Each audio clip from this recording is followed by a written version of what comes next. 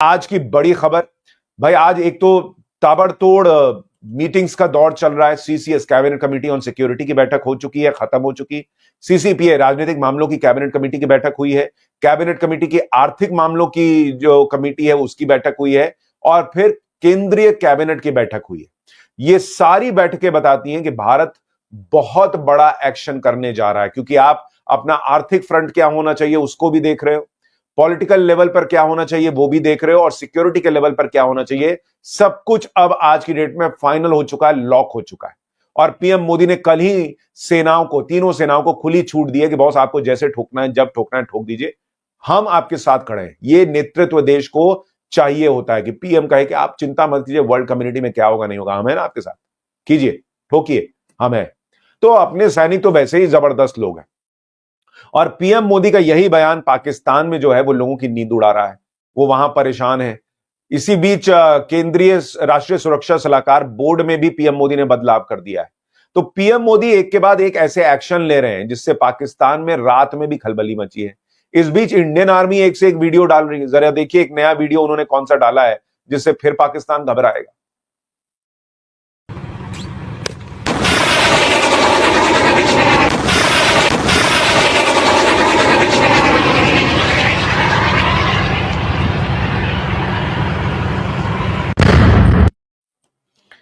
तो कैसे प्रिसाइसली भारतीय सेना मार सकती है उसके वीडियो एक एक करके भारतीय सेना डाल रही है। और यहां भारतीय प्रधानमंत्री का जो मजबूत नेतृत्व है वो देश के सामने दिख रहा है, दुनिया के सामने दिख रहा है। और उधर जो पाकिस्तान के प्रधानमंत्री हैं वो भाई साहब अस्पताल में दाखिल हो गए। गुप्त दस्तावेज उनके लीक हो गए। मीडिया रिपोर्ट्स का दावा है कि भाई कहा गया था कि कहीं ये बात लीक नहीं होनी चाहिए, लेकिन वो भाई अस्पताल में बैठा हुआ है। बैठा हुआ नहीं है, लेटा हुआ है, क्योंकि वो बैठने की स्थिति में नहीं है। जो मीडिया रिपोर्ट्स हैं उसमें दावा किया गया है कि शहबाज शरीफ की हालत खराब है, उनको बवासीर हो गया है। सॉरी, किसी की बीमारी पे हंसना नहीं चाहिए, लेकिन नरेंद्र मोदी ने ऐसी हालत कर दी है कि ना उनका पूरा मुल्क बैठ पा रहा है ना खड़ा हो पा रहा है। ये उनके प्रधानमंत्री की हालत है। तो ये बहुत बुरी हालत में है इस वक्त ये लोग। और आप देखिए कितने घबराए हुए। रात के 1:58, ये ट्वीट का जरा टाइम देखिए। रात के 1:58 पर उनका आईएनबी मिनिस्टर है अताउल्ला तरार, वो रात के 2 बजे सोचिए कह रहा है कि मैं एक बहुत जरूरी जो है वो प्रेस कॉन्फ्रेंस करने जा रहा हूं, और मेरे पास कुछ क्रेडिबल जानकारी है। रात के 2 बजे इसने प्रेस कॉन्फ्रेंस की है। क्या बोला है सुनिए, फिर मैं आपको बताता हूं कैसे इन लोगों के लूज मोशंस हो रखे हैं। has credible intelligence that India intends carrying out military action against Pakistan in the next 24 to 36 hours on the pretext of baseless and concocted allegations of involvement in the Pahalgam incident. इसने रात के 2 बजे ये press conference की, ये बताने के लिए कि पाकिस्तान के पास इंफॉर्मेशन है कि भारत अगले 24 से 36 घंटे में अटैक कर सकता है। न सिर्फ प्रेस कॉन्फ्रेंस की, बल्कि रात के 3:05 पे यही बात इसने ट्वीट भी की कि भाई भारत ऐसा करने जा रहा है और भारत को इसका खामियाजा भुगतना पड़ेगा वगैरह वगैरह।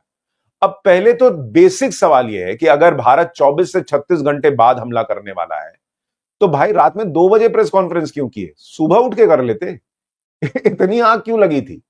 दूसरी बात कह रहा हमारे पास क्रेडिबल इंफॉर्मेशन है कि भारत हमला करने वाला है। भाई तुम लोग अंधे गूंगे बहरे हो क्या? समझ में नहीं आती है बातें क्या तुमको? भाई हमारे प्रधानमंत्री खुल के दुनिया को कह रहे हैं कि भाई हम तो ठोकेंगे, सारी इंफॉर्मेशन है कि हम ठोकेंगे, सबके सामने बोल चुके हैं कि हम तो सजा देंगे, ऐसी सजा देंगे जो कल्पना नहीं की होगी। तो तुम मतलब ऐसे कौन सा ब्रेकिंग न्यूज दे रहे हो कि हमको पता चल गया भारत हमला करने वाला? मतलब इसमें नया क्या है? भाई हमारे प्रधानमंत्री खुल के कह रहे हैं कि हम ठोकने वाले हैं, हमारे पास क्रेडिबल इंफॉर्मेशन है भारत हमला करने। अरे भाई क्रेडिबल क्या, इससे बड़ा क्रेडिबल क्या होगा? भारतीय प्रधानमंत्री कह रहे हैं कि हम हमला करने वाले हैं, हम तुमको ठोकने वाले हैं, तुम्हारे आतंकियों को ठोकने वाले हैं एक्चुअली। और देखिए इसने बयान भी अंग्रेजी में दिया, पाकिस्तान की आवाम के लिए देता तो हिंदी में देता, अंग्रेजी में दिया। रात के 2 बजे ये पैनिक मोड में इसका जो प्रेस कॉन्फ्रेंस था, ये इसलिए था क्योंकि इसको दुनिया को कहना था कि भाई बचाओ, भारत 24 से 36 घंटे में आ रहा, तुम लोग कर क्या रहे हो? यह वजह थी रात में 2 बजे प्रेस कॉन्फ्रेंस करने की, और कोई वजह नहीं थी। क्योंकि ये सुबह उठ के भी कर, जितना ये लेट करेगा तब तक भारत तो ठोक के चला जाएगा, ये वाली स्थिति है, भारत घुस जाएगा। इसलिए इसने रात में 2 बजे प्रेस कॉन्फ्रेंस की कि कोई तो जगह होगा, कहीं तो कोई देख रहा होगा, दूसरी जगह टाइम जोन अलग है, कोई तो देखो कोई तो बचाओ। ये थी स्थिति, ये इसलिए इसने रात में 2 बजे प्रेस कॉन्फ्रेंस की और कोई वजह नहीं। इसके पहले भी पाकिस्तान जो है वो यूनाइटेड नेशन से लेकर दूसरी जगहों पर जो है वो गुहार लगा चुका है कि भाई देखो कुछ कीजिए, रोकिए इनको। यूनाइटेड नेशन ने कहा कि भाई हमने बात की है शहबाज शरीफ से भी और भारत के विदेश मंत्री एस जयशंकर से भी, हमने कहा कि थोड़ा दोनों देशों को देखना चाहिए, शांति रखनी चाहिए। एस जयशंकर ने उस पर ट्वीट कर दिया, उन्होंने कहा कि हाँ एक फोन तो आया था यूएनएसजी के एंटोनी गुटेरेस का, हमने उनको कह दिया India is resolve that the perpetrators, planners and backers of this attack are brought to justice. उन्होंने कहा कि हम तो न्याय करेंगे, जिन्होंने हमला किया उनका हिसाब होगा। ये है नया भारत बॉस। यूनाइटेड नेशन को कह रहा है कि ओके वेरी गुड, तुमने कहा कि भाई जो टेररिस्ट अटैक हुआ है उसकी तुमने निंदा की, वेरी गुड, तुमने अकाउंटेबिलिटी तय होनी चाहिए ये कहा, इसके लिए वेरी गुड, लेकिन हमको जो करना हम तो करेंगे। ये है नया भारत, जिससे पाकिस्तान घबराया हुआ कि यार ये तो किसी की सुनी नहीं रहा, ये तो किसी की मानने को तैयार नहीं है। और इन लोगों की जो अलग अलग टैक्टिक चल रही है, आप देखिए, अब एक हामिद मीर है, वहां का पत्रकार है, सो कॉल्ड पत्रकार, उसने लिखा, किसी एक भारतीय डिफेंस एक्सपर्ट का कोई ट्वीट ले लिया और लिखा कि भाई भारत जो है वो पाकिस्तान के सामने कमजोर है, USA will not support India, Russia will remain neutral, but China will fully support Pakistan. मतलब इसके हिसाब से अमेरिका भारत के साथ नहीं है, हमको जरूरत भी नहीं है भाई। आपको याद होगा ट्रंप का एक बयान, ट्रंप ने कहा था कि मैंने मोदी को कहा था कि तुम्हारा हम मदद के लिए आ जाएं, तो मोदी ने कहा था कि हेलो, हमें किसी की मदद की जरूरत नहीं है, भारत अकेला काफी है। तो हमें अमेरिका की जरूरत भी नहीं है। वैसे भी रशिया न्यूट्रल नहीं रहेगा, यह भी मैं आपको बता देता हूं। जिस तरह से वो कह रहा है, वो लगातार कह रहा है कि हम भारत के साथ खड़े हैं और भारत को जो करना चाहिए वो करना चाहिए। अमेरिका खुद न्यूट्रल नहीं है भाई, उसके तुलसी गबार्ड से लेकर सारे लोग कह चुके हैं कि भारत को जो है वो आतंकवाद की लड़ाई में हम साथ देते हैं। और जहां तक चाइना की बात है, चाइना क्या कर सकता है, क्या कर रहा है, वो मैं आपको इस वीडियो में आगे बताऊंगा। लेकिन उससे पहले जरा हमारे देश के कुछ लोगों को आपको सुनवाता हूं। एक भाई साहब है संजय राउत, सुनिए जरा वो क्या कह रहे हैं, फिर आपको बताता हूं पाकिस्तान में रात भर और क्या क्या हुआ है। जरा इनको सुनिए। प्रधानमंत्री ने, एक मिनट मैं आपको सुनवाता हूं संजय राउत का बयान। फ्री हैंड देना ही चाहिए। आर्मी है इसलिए कश्मीर भारत में है। आर्मी को फ्री हैंड तो कश्मीर में भी था ना, फिर भी हमला हुआ है। आपकी जो बात है कि हमने हमारे फौज को फ्री हैंड दिया है, लेकिन पॉलिटिकल लीडरशिप की क्या भूमिका है उसमें? आर्मी के ऊपर छोड़कर आप इस समस्या से अपने आप को झटक नहीं सकते या ऐसा नहीं है झटक दिया? ये ऐसे ऐसे तो लोग हैं इस देश में, इनको अलग बीमारी है कि कुछ भी मुंह से बोल देना है। कह रहे हैं कि ऐसे झटक नहीं सकते, झटकना होता तो ये सब हो ही नहीं रहा होता। सरकार रिस्पॉन्सिबिलिटी ले रही है और इसलिए ये कार्रवाई कर रही है, और कह रहे हैं कि फ्री हैंड दे दिया तो क्या ही बड़ी बात हो गई। भूल गए 26/11 हुआ था, मुंबई में अटैक हुआ था, एयरफोर्स ने कहा था कि हम तैयार हैं, बोलिए पाकिस्तान को ठोकाते हैं।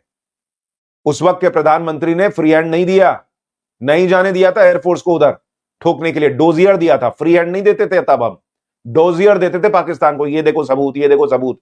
हंसता होगा, मुझे तो लगता है पाकिस्तान उन डोजियर के पन्नों पर जो है ना वो मूंगफली रख के खाता होगा कि क्या ही है ये लोग डोजियर देते हैं।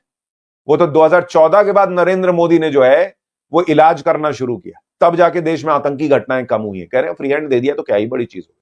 और ऐसे लोगों को कम से कम आज की डेट में किसी और से नहीं तो ओवैसी से सीखना चाहिए। आप सुनिए ओवैसी पाकिस्तान को लेकर क्या क्या बोल रहे हैं। मलेरिया की दवा नहीं बना सकते, तुम एक मोटरसाइकिल का टायर तैयार नहीं कर सकते, भारत बहुत आगे है, भारत से पंगा मत लो।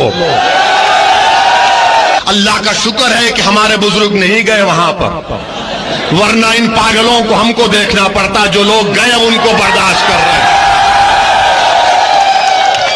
हमको पाकिस्तान से कभी मतलब था ना कभी रहेगा। अरे ये तुमको शर्म नहीं है कि तुम तुम्हारे मुल्क को चीन के पास गिरवी करती हो और तुम इस्लाम की बात करते हो? वो चीन जो जिनजियांग में मुसलमानों को 20 लाख मुसलमानों को कैद में बंद कर दिया, जिनको जबरन सूअर खिलाया जा रहा है चीन में, आज वो मिनिस्टर इस्लाम की कामयाबी की बात। तो ऐसे लोगों को कम से कम ओवैसी से सीखना चाहिए। खुलकर खुला खेल रहे हैं बॉस, खुला बोल रहे हैं पाकिस्तान को कि तुम्हारी औकात नहीं है इंडिया के सामने। औकात नहीं है। और याद दिला रहे हैं कि चीन क्या करता है मुसलमानों के साथ। अगर जरा इतना ही ईमान है तुम्हारे अंदर, पाकिस्तानियों के अंदर, तो पहले तो चीन से तोड़ो रिश्ता। अगर इस्लाम की बात करते हो, ईमान की बात करते हो। सुअर का मांस खिला रहा है वहां पर उइगर मुसलमानों को चीन। ये कितने लोग यहां बोल पा रहे हैं? आप 10 चीजों में इत्तेफाक न रखें ओवैसी से, लेकिन आज की डेट में मुझे लगता है बड़ी बड़ी पॉलिटिकल पार्टी के नेताओं से बेहतर बोल रहे हैं और देश के साथ खड़े दिख रहे हैं। खैर, मैं अब आपको दिखाता हूं पाकिस्तान में रात भर क्या हुआ है। पगलाया हुआ तो है ही कि कहां से मदद मिले, क्या हो क्या ना हो। हामिद मीर ट्वीट कर रहा था कि भाई भारत के पास ताकत नहीं है। India's response will be massive at time and place of its choosing. Ex army commander ने कहा है कि भारत जब जवाब देगा तो ऐसा देगा कि पाकिस्तान बर्दाश्त नहीं कर पाएगा। इस बीच पाकिस्तानी सेना में आप देखिए कैसे खलबली मची है। जो पाकिस्तान की फौज है उसको कहा जा रहा है कि अफगान बॉर्डर से सैनिकों को उठा उठाकर जो है वो पीओके में वायुसेना के विमानों की तैनाती की जा रही है और पाकिस्तान में सैनिकों की शिफ्टिंग की जा रही है। पाकिस्तान इस वक्त सैंडविच बना हुआ है। एक तरफ से इंडिया ठोकने को तैयार है, अब वो उसके पास इतने सैनिक तो है नहीं, तो अफगानिस्तान बॉर्डर से हटा रहा है, वहां तालिबान ठोक देगा। मैं आपको बता रहा हूं इनकी समस्या अभी बहुत बड़ी हुई है, इनको समझ में नहीं आ रहा। और बलूचिस्तान को लेकर जो बलोच आर्मी है वो अंदर ही अंदर इनको ठोक रही है, तो वो भी बहुत बड़ी खबर है। इस बीच पाकिस्तान जो है अपने F-16 को कहा जा रहा है कि वो इस वक्त जो है ग्वादर पोर्ट के पास ला रहा है ताकि भारत के S-400 के रडार के कवरेज से बच सके।